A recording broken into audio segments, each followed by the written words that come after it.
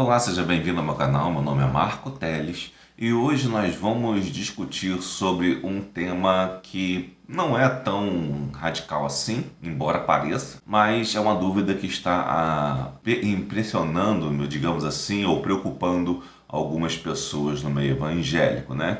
A ideia de que a Bíblia seria imoral, né? Será que isso é verdade? Pediram para analisar as alegações de um ateu que se julga superior a todos, obviamente, né? E começa a tentar acusar a Bíblia de imoralidade. Bom, algumas considerações sobre a estratégia de ação dessa pessoa. Depois nós vamos para o que ele usou como conteúdo, né? A primeira coisa provavelmente ou é uma pessoa ignorante ou é uma pessoa mal intencionada. Vamos supor que seja uma pessoa ignorante, embora ele se diga saber muito. Se essa pessoa é uma pessoa ignorante, ela não sabe nem que está usando algumas estratégias maliciosas, falaciosas, erradas, desonestas de argumentação.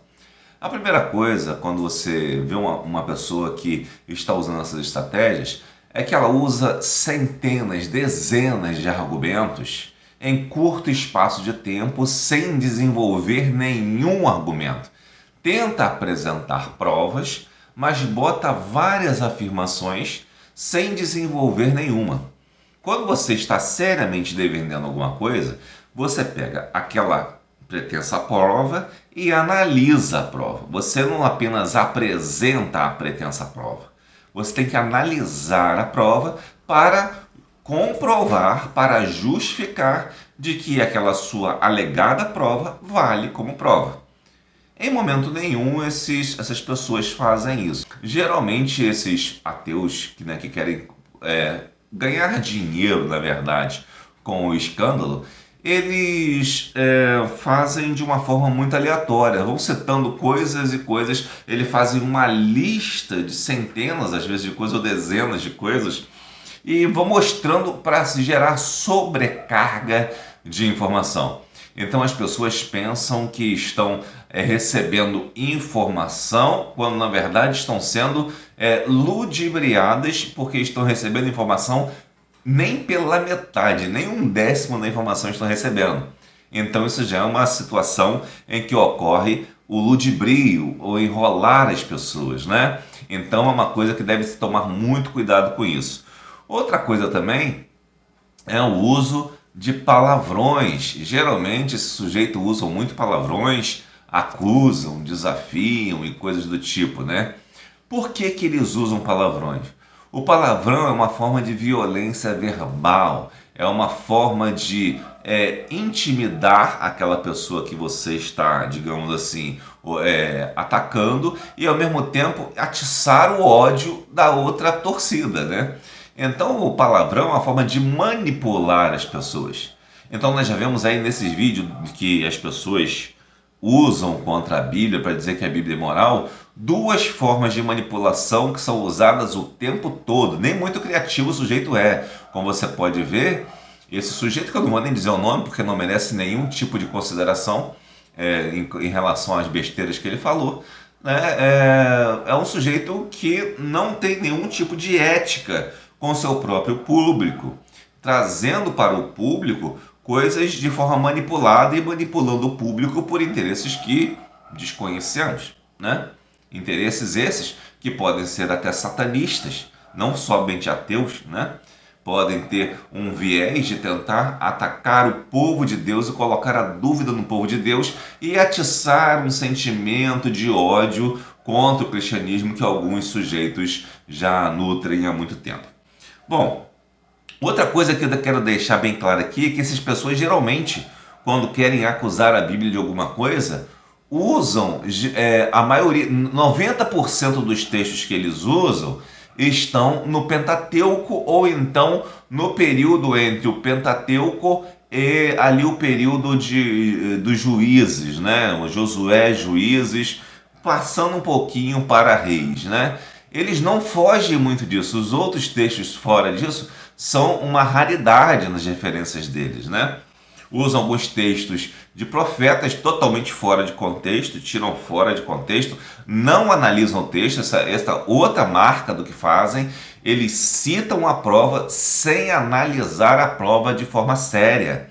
Analisam por mera opinião do que o sujeito acha e não do que de fato é. Não analisam a prova com recursos hermenêuticos adequados que venham analisar historicamente e gramaticalmente o que aquele texto significava no tempo em que foi escrito. Então nós vemos aí vários problemas em relação à honestidade desse sujeito ou desses sujeitos nessas apresentações de que a Bíblia seria imoral, né? Eu dei uma olhada num vídeo desse, um vídeo insignificante, diga-se de passagem, apenas uma enrolação do povo, né? Mas como me pediram para ver, para tirar dúvidas das pessoas, né? Então vou tentar citar algumas coisas por alto desse vídeo, né? Ele cita, por exemplo, que Caim matou Abel e que por isso seria imoral. Óbvio que é imoral, né? Ninguém está dizendo que isso é moral, né? Está lá em Gênesis 4. O que acontece? A moralidade de Deus ela era perfeita antes da queda do homem. Depois da queda do homem, obviamente, o homem se torna imoral. Inclusive, quando Deus cria lá a questão do não comerás da árvore do conhecimento do bem e do mal, essa era a única regra moral que existia no Jardim do Éden. Tá? Era a única, ainda assim o homem a desobedeceu. E as imoralidades que ocorrem ou na história e que são registradas, não significa que quem a registrou está endossando, né, digamos, né? E depende também da situação em que isso ocorreu, né? Depende muito para se definir como imoralidade, né?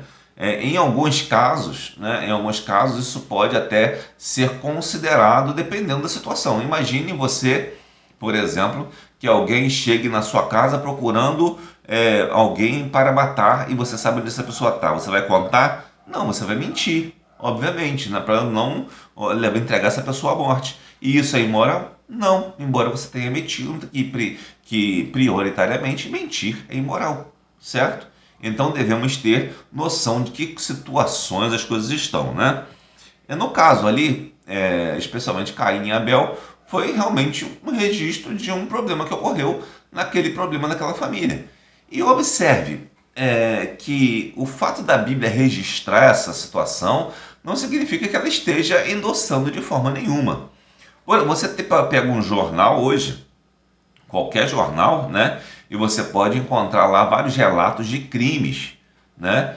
Porque tem esses relatos de crimes, e o jornal deve ser imparcial, inclusive, e não dar opinião. Porque tem os relatos de crime, o jornal é culpado dos crimes, porque o jornal relatou um crime de A ou B, o jornal é culpado dos crimes, não. Tem coisas que a Bíblia relata e ela simplesmente não faz juízo de valor, tá? Ela simplesmente relata. É só uma história que ela contou. Ela não entrou nos detalhes, porque não vale a pena entrar nos detalhes, né? Algumas histórias são contadas apenas para você saber de onde surgiu tal coisa, por exemplo, de onde surgiu um povo, mas não está endossando aquilo ali. Por exemplo, vamos lá, além de Caim e Abel, já vimos que um mero relato do que aconteceu, do primeiro homicídio que aconteceu, né? Não tem nada a ver com imoralidade, é um mero relato do que aconteceu, uma imoralidade dentro da própria Bíblia. Veja bem, a imoralidade de Caim não pode ser atribuída à Bíblia, porque é um relato à parte, não é um livro, é um relato que o livro registrou. Então, é uma falácia alguém dizer isso, né? Obviamente, só uma pessoa muito mal intencionada chegaria a essa conclusão. O mau testemunho de algumas pessoas na Bíblia também, outra alegação, seria uma prova de que a Bíblia seria imoral. Não, são só relatos. Relatos do mau testemunho do sujeito. Aliás, se a Bíblia não relatasse o mau testemunho das pessoas que ela conta a história da Bíblia seria duvidosa. É por isso que nós confiamos na história da Bíblia, porque ela é imparcial. Ela fala a vontade de Deus, mas não esconde os pecados nem dos homens aparentemente, ou digamos assim, mais santos que possamos considerar. A Bíblia não esconde pecado de ninguém, ela fala o que é a verdade. Então, por isso, a Bíblia é mais confiável ainda. Outra coisa que falam, né, que Noé estaria bêbado e que amaldiçoaria filho e neto e que isso seria uma injustiça, né? Bom, injustiça em que ponto, né? Você sabe qual era a cultura da época? Você está dizendo isso hoje, mas naquele tempo lá. Imagine se você entende, né, que Noé e sua família era as únicas pessoas que tinham no mundo, né? Tinham 8 pessoas que entraram na arca. Noé, sua esposa, seus 3 filhos, mais suas noras. Então eram 8 pessoas. Nessas 8 pessoas, eles eram toda a humanidade, tá? Toda a humanidade, que os outros morreram no dilúvio. Eles eram toda a humanidade. Então, se alguém fizesse alguma coisa ali, eles não era uma maldição no sentido que nós temos da feitiçaria, mas era digamos, era assim, uma percepção de que aquela pessoa tinha escolhido um caminho errado. O que pensam às vezes é que pegam o termo maldição como se fosse no contexto da feitiçaria, que você prega uma maldição no sujeito e ele vai levar aquilo por toda a vida. Não tem nada a ver. A maldição ali, ele está dizendo o mal que iria acontecer porque aquela pessoa tinha escolhido aquele caminho. Percebe? É muito diferente de você lançar, digamos, um feitiço sobre alguém e aquilo ter que se cumprir porque é a sua vontade de fazer o mal. É diferente. A vontade do outro é fazer o mal. E a maldição que ocorre ali é reconhecer que o outro estava entregue à sua própria sorte. Percebe a diferença? Então é tirar trazer de um contexto pagão, digamos assim, um contexto de feitiçaria, e jogar num contexto bíblico que não tem nada a ver. Também um erro de desvio de ideias, né? Fala aqui que Abraão teve filho com a escrava, apoiou a escravidão no Novo Testamento. Bom, vamos lá, né? Quanto a Abraão ter filho com a escrava, a escravidão especificamente, né? A escravidão, ela existiu no mundo até bem recentemente, né? Sempre existiu no mundo. E ela só deixou de existir por duas coisas, né? A primeira coisa é que a força de trabalho humana já não era mais tão necessária com a industrialização, com máquinas e coisas, né? E o segundo item não foram os ateus, não foram os liberais, foi a Igreja de Cristo, né? Os pregadores da própria Inglaterra, inclusive, quando perceberam, né, isso, né, já eram contra propriamente a escravidão, mas não tinham uma justificativa. E os primeiros pregadores que conseguiram convencer as pessoas a abandonarem a escravidão foram os evangélicos, porque perceberam que precisavam evangelizar as pessoas e que todos eram iguais, porque perante Deus somos iguais. E é interessante observar também que quando na Bíblia se fala de escravidão e se manda, por exemplo, Paulo diz para que os servos sejam obedientes, ele simplesmente está mantendo a ordem social. Porque o que aconteceu, por exemplo, com a história de Espartacus, né? Que tem um filme, inclusive, o filme é romantizado, mas ele lembra um pouco o que aconteceu na verdade. Aquele grupo todo, aquele exército de escravos, foi totalmente dizimado, né? Então não havia vantagem nenhuma em se rebelar contra uma instituição que os próprios escravizados depois teriam escravos, né? Que se libertavam para depois ter escravos, porque era uma questão de produção daquele tempo, né? Está certo? Está errado? Não, era aquele momento histórico, era outra coisa. Você não pode comparar o que havia naquele momento histórico que temos hoje, até porque as pessoas sempre tentaram dominar umas às outras, inclusive em tribos bem primitivas, digamos assim, né? Para usar esse termo, embora alguns não gostem, né? Existe inclusive esse tipo de guerra por poder, mesmo sem haver questão de dinheiro, como existia aqui entre tribos indígenas no Brasil, quando do descobrimento da terra, né? Então podemos ver que a violência do homem é normal, né? Normal no sentido de ser comum, né? Normal no sentido de comum e não normal no sentido de ser a regra, né? A violência é normal, ela é regra entre o homem, né? Mas por isso que na natureza humana caída, essa regra caída, ela precisa ser normatizada pelas lei de Deus e pela lei dos homens, né? Então, essa regra humana caída, essa normalidade decaída, ela precisa ser normatizada por leis humanas ou pela lei de Deus também, especialmente pela lei de Deus. Por isso você tentar trazer uma coisa totalmente anacrônica, né? Ali não há nenhuma defesa de escravidão, muito pelo contrário, há o reconhecimento que era uma instituição que não tinha como acabar naquele período. E ela não acabou porque simplesmente não poderia acabar naquela época, ela só acabou quando foi possível historicamente que ela acabasse, e inclusive com a ação das igrejas evangélicas baseadas nas escrituras, baseada na própria Bíblia. Então não era uma atitude, digamos assim, cristã ou de gente boazinha, não. Era uma situação histórica, era uma forma de produção histórica, era como eles tinham a força de trabalho para produzir as coisas, né? E isso é certo? Não, mas era o que acontecia. E simplesmente sabia-se que não tinha como se evitar isso. Por isso que no Novo Testamento ninguém enfatiza que se escravize ninguém, mas pelo contrário, prega-se, inclusive, a boa relação entre senhores e servos, né? E com isso, inclusive, muitos escravos convertidos ao cristianismo converteram os seus senhores, né, depois na história. Então podemos perceber aí que é uma alegação totalmente medíocre, né, que essa pessoa faz, né? Fala aqui sobre Abraão tentar matar Isaac, isso aqui não faz o menor sentido porque ele não acredita em Deus, né? Mas Abraão cria, Abraão é o pai da fé, não faz o menor sentido discutir isso, até porque você só pode compreender isso se você tiver fé. Se você não tem fé, você não confia e não acredita. E isso não significa que o fato de Abraão ter feito isso significa que vamos fazer hoje.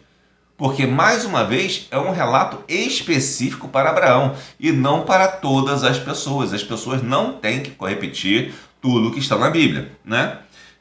Jefté, que em Juízes 11, teria matado a filha. Aonde você viu que Jefté matou a filha em Juízes 11? Né? Onde você viu isso? Né? Isso não existe em Juízes. Diz, na verdade, que Jefté fez um voto e que sacrificaria a Deus aquilo que saísse ao seu encontro quando ele voltasse de uma batalha. Bom, Jefté foi à batalha, ganhou, então ele tinha que cumprir o seu voto. Quem vem primeiro ao seu encontro é a sua filha. E ele fica triste porque tem que cumprir o seu voto na sua filha. E o voto que ele tinha feito era de sacrificar, de matar. Entretanto, a gente precisa entender o seguinte: Jefté era uma pessoa que não tinha nenhum conhecimento, né, da lei de Deus. Ele era tipo um pária mesmo, e que Deus resgatou e que usou para livrar o povo de Israel. Jefté era quase que um bandido antes de ser usado por Deus, né? E você vê então que Jefté não tinha conhecimento das escrituras. Mas sabemos também que Jefté, logo depois, foi assessorado por sábios que o orientaram a tomar decisões. E quando você vai em Hebreus, capítulo 11, por exemplo, você vê lá Jefté sendo citado na galeria dos heróis da fé. E sabe-se que o sacrifício humano é abominação a Deus, né? Então, quando diz que Jefté cumpriu o seu voto em sua filha, em momento nenhum está dando base ali para se dizer que Jefté matou a sua filha. Ele simplesmente cumpriu o voto, o que indica, provavelmente, que a sua filha não se casou, mas que se dedicou às coisas de Deus. Significa simplesmente isso, tá? Então você vê que é uma pura ignorância, uma manipulação da opinião das pessoas sem analisar o texto. Vou tentar ser mais rápido aqui, porque ele lançou muitas coisas. Quando lança muita coisa sem analisar, isso já mostra a má fé da pessoa que está pregando, né, que está falando sobre alguma coisa. Ela lança muitas afirmações e não analisa. Isso é má fé. E, obviamente, para eu responder mais ou menos dentro do que a pessoa me perguntou, eu tenho que fazer uma análise rápida aqui. Mas cada coisa dessa, ela requeria, na verdade, um vídeo só para analisar um por um, tá? Então, aqui estou fazendo um apanhado geral dentro das acusações que são usadas. Eu não estou usando isso como argumento precário como o outro fez, tá? Bom, aí diz aqui que reclama que Moisés ou Josué mandaram matar todo um povo, ou matar inclusive crianças, né? E reclama disso como se isso fosse imoral. Bom, vamos lá. Primeiro, não estamos naquele período, né? Inclusive, em alguns lugares do mundo, as normas não são as mesmas que nos regem aqui, né? Talvez sejam até mais radicais do que essas aqui no tempo de Jesus, em alguns outros lugares do mundo que ainda são um pouco mais, digamos assim, menos elaborados moralmente pela própria Bíblia, né? E é interessante que daqueles povos que Moisés, que Josué e que outros estavam conquistando, né? Eles eram povos que faziam isso, que matavam, dizimavam pessoas, escravizavam, né? Dominavam as pessoas, né? E é interessante que o cara defende o próprio povo que faz isso, né? Agora, por que matar mulheres e crianças e deixar às vezes só donzelas, né? Só virgens para casar com os homens de Israel? Porque naquele tempo era muito comum que o laço de sangue fosse muito valorizado. Então, se fossem preservadas pessoas que tinham laços de sangue com o povo que foi vencido, aquilo seria uma forma de manter um ódio prevalecente contra o povo de Israel e aquelas pessoas que depois se voltariam contra o próprio povo. Então, era o adequado, embora não o melhor possível, né? Mas era o adequado diante das situações da época, diante da cultura da época, contextualizando com a época e não tirando de lá e trazendo para cá de forma leviana, né? Que ocorresse exatamente isso. Porque era a única forma de vencerem e não serem mortos depois. Era uma questão de sobrevivência, percebe? Era uma questão de sobrevivência. Tanto é que você pode ver no período ali interbíblico, de fato, quando eu estava estudando esses dias o período interbíblico, né? Um grupo que se infiltrou entre os judeus, né? Chamava os idumeus, né? Em período interbíblico, para fazer um parênteses aqui, é o período entre o silêncio de Malaquias e até o início do Novo Testamento, tá? Então vamos lá. Esse período interbíblico tinha um povo chamado idumeus que fizeram um acordo com os judeus, eram para ser vencidos, expulsos, mas fizeram um acordo com os judeus e ficaram por ali. Desses idumeus, eles conseguiram corromper tanto o povo que criaram um tipo de dinastia que veio depois, né? A dinastia de Herodes. Herodes nós sabemos quem é, né? Uma péssima pessoa que inclusive fez muito mal a Israel, embora tenha feito algumas coisas administrativas até notáveis para a época, mas fez também muito mal. Por quê? Porque deixaram aquele povo que tinha ânimo contra Israel dentro de Israel, percebe? Então isso era uma questão de sobrevivência em um tempo em que a violência era mais a regra mesmo, entendeu? Da vida, de um modo geral. Todo mundo vivia em guerra naquele período. Então não era uma situação em que você está numa cidade, protegido na sua casinha, na sua caminha, no seu colchãozinho, né? Sabe que vai acordar e tal, vai acontecer isso, aquilo, você vai para o trabalho, vai voltar. E não era isso. Você podia acordar e já ter tudo tomado de uma hora para outra. Podia acontecer um monte de coisa. Era como se você vivesse num ambiente em que todos pudessem ser seus inimigos. Então, era necessário esse tipo de ação, né? Para preservar aquele próprio povo. E todos os povos faziam isso, não era uma coisa só dos judeus, né? Então, como nós vemos aí, é uma tremenda ignorância e uma maldade atribuir isso aqui como uma coisa imoral, né? Na verdade, aqui está se preservando, inclusive, que chegasse essa moral cristã hoje, que inclusive acabou com a escravidão, né? Podemos dizer assim, com certeza, que acabou com a escravidão para que nos deixasse a este nível moral que temos hoje, onde podemos ter certa segurança em muitas coisas. Senão isso não aconteceria. Bom, aqui ele reclama a sociedade patriarcal, isso aqui é coisa de comunista, né? Então não vou nem falar sobre isso. Fala sobre Ló, que protege os anjos de Sodoma e Gomorra e oferecendo as filhas àqueles pederastas que tentavam atacar os anjos porque acharam os anjos bonitos e queriam possuí-los, né? Então Ló, ele fala assim: tome minhas filhas, né, do mal o menor, né? Porque veja bem a situação. Para Ló, aqueles homens coabitarem com outros homens era muito pior, porque era totalmente antinatural, tá? Fora da palavra de Deus, fora da vontade de Deus. Era realmente antinatural. Então por isso que se vai fazer uma coisa ruim, faça o menos ruim, que pelo menos não caiam em tipo digamos, ideologias de gênero, né? Então, para não falar aqui alguma coisa que venha a ser censurada, né?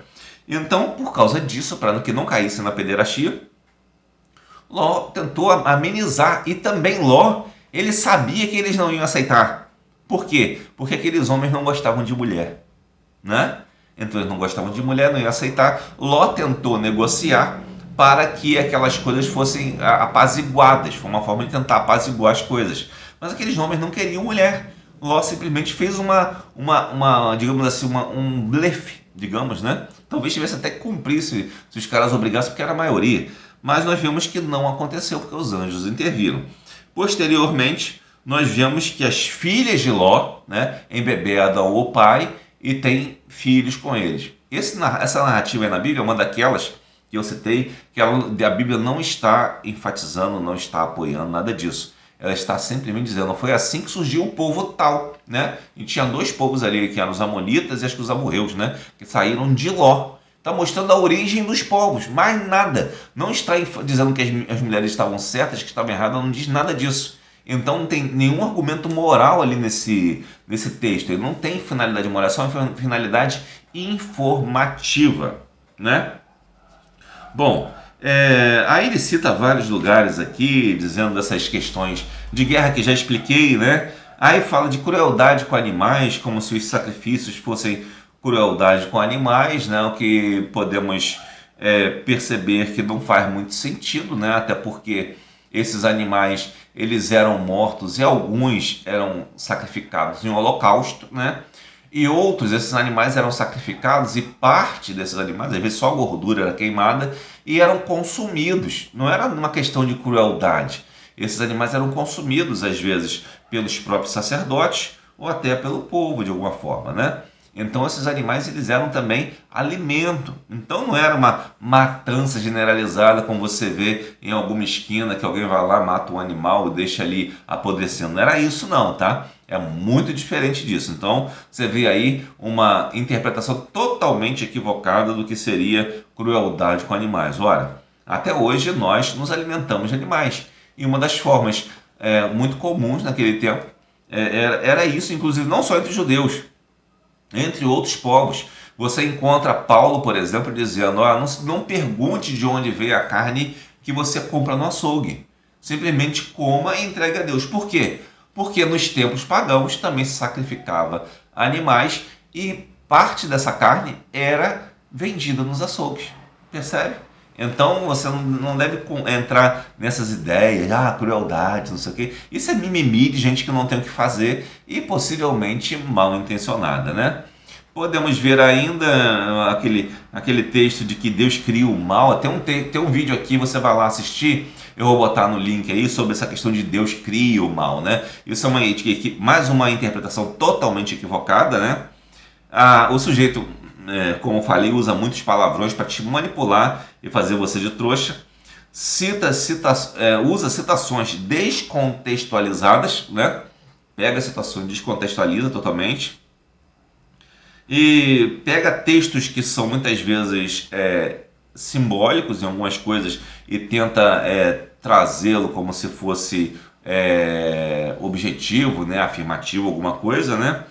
Bom, ele fala aqui sobre a lei do levirato, né? Sobre Onã, por exemplo, que é morto porque não engravida a cunhada quando o irmão dele morreu, né? E havia a necessidade de que a irmã tivesse a descendência, né? Seu irmão deixasse descendência, e isso era feito pela lei do levirato, quando o irmão desse falecido tinha relações com a sua cunhada para que ela gerasse um filho. Mas o que significa isso? Isso era imoral? Não. Isso era uma forma de garantir que esta mulher seria amparada, teria um filho que cuidaria dela na sua velhice. Ela não seria abandonada de forma nenhuma. Percebe? Era a forma que se tinha antigamente de cuidar das pessoas. E às vezes o sujeito está falando que isso aqui é imoralidade. Não é, é naquele tempo. Hoje nós não precisamos disso, né? Porque nós temos outras situações. Por exemplo, nós temos hoje a Previdência Social. Isso aqui não existia naquele tempo. Percebe a quantidade de complexidade que está envolvida e que o sujeito não considera, simplesmente vomitando em falsas informações, né? Então, cuidado com isso. Aí fala uma asneira sem tamanho de que Jesus foi inspirado no budismo, né? Inspirado no budismo não faz o menor sentido, hinduísmo, tentando, ou seja, eles sempre tentam trazer outras religiões como superiores ao cristianismo. Isso aqui obviamente é tendencioso e ridículo, né? Então não tem nem base para isso, né? O fato de alguma religião falar alguma coisa que possa ser pensada para o cristianismo não significa que ela organize tudo, até porque as pessoas poderiam ter uma ideia aqui e outra ali que até tem a ver com o cristianismo, seja muito parecida, mas não seja a mesma coisa, porque o cristianismo é um conjunto de coisas e não simplesmente uma ideia pensada daqui e dali, e coisas desse tipo. Isso é um erro totalmente ridículo, você tomar a parte, o todo pela parte, um erro totalmente ridículo. E vai falando outras coisas aqui, né? Aquelas questões de mortes em guerra que já expliquei, né? E ele fala, inclusive, da mulher estuprada. Isso aqui que eu quero falar para vocês, né? Uma mulher que fosse estuprada teria que gritar, em Deuteronômio 22, 23 e 24, né? Aí, se ela não gritasse, ela seria apedrejada. O que significa isso, né? O cara começa a dizer, se ela não grita, então é que estão taparam a boca dela, boca dela, né? A boca da mulher, eu não falei errado. Mas pensando nisso, né, será que é isso mesmo que significa? Não significa não só gritar, mas reagir. Gritar era uma coisa acessória à reação física que ela teria de espernear, bater, brigar, fazer o que quisesse. E automaticamente, mesmo que fechassem a boca dessa mulher, perceberiam os sinais de luta nela posteriormente. Então observa-se que está se preservando ali, inclusive as outras mulheres, porque você transformava esse ato hediondo em uma coisa muito mais difícil e muito mais complicada de se realizar, o que faria com que os maus sujeitos, os homens maus, pensassem 500 vezes antes de cometer um crime desses. Percebe? Isso na situação daquele tempo, né? Então devemos entender que aqui não tem nada a ver com o que é o tempo de hoje. Então o cara pega uma coisa de hoje que já é uma evolução, né, da aplicação moral desses conceitos e tenta trazer para trás, né? Inclusive foge muito do Novo Testamento, de citar o Novo Testamento, e de citar os profetas, por exemplo, que são uma coisa mais próxima do Novo Testamento, e fica muito preso ali no Pentateuco, né? Ou naquele período próximo do Pentateuco, né? Que era um período mais, digamos, antigo. Então você percebe aí uma maldade e digamos, uma má fé em tratar sobre a moralidade na Bíblia. Logo, vemos que a Bíblia não é imoral. Na verdade, o que ocorre é uma análise maliciosa, tendenciosa, com intenções malignas de desmerecer as Sagradas Escrituras. Portanto, quero dizer para você, continue acreditando na Bíblia. Ignore esses sujeitos, eles querem somente que você discuta com eles para eles parecerem importantes. Eles só querem se promover, né? E se promover às vezes com intenções satânicas. Recomendo você que não debata com eles, pois são pessoas que querem o debate, eles querem o escândalo. Eles dependem do escândalo para aparecer. Então não debata com eles. Se o sujeito vier aqui debater, vai perder seu tempo, porque eu não vou debater com ele. E além disso, vou bloquear aqui comentários que tenham a ver com defesa dessas coisas erradas, por uma razão muito simples. Se você quer defender coisa errada, vai defender no seu canal. No meu você não vai defender, porque aqui as pessoas têm que ouvir o que é correto. Muitas vezes as pessoas pensam assim, devemos a ouvir as considerações, as ponderações, e na verdade estão deixando que pessoas coloquem coisas erradas, e as pessoas que leem aqueles comentários pensam que o comentário está certo e caminham para o inferno. Não vou deixar que ninguém caminhe para o inferno ouvindo um comentário ou lendo um comentário errado, tá bom? Então que Deus nos abençoe, confie na palavra de Deus, pois ela é a única verdade.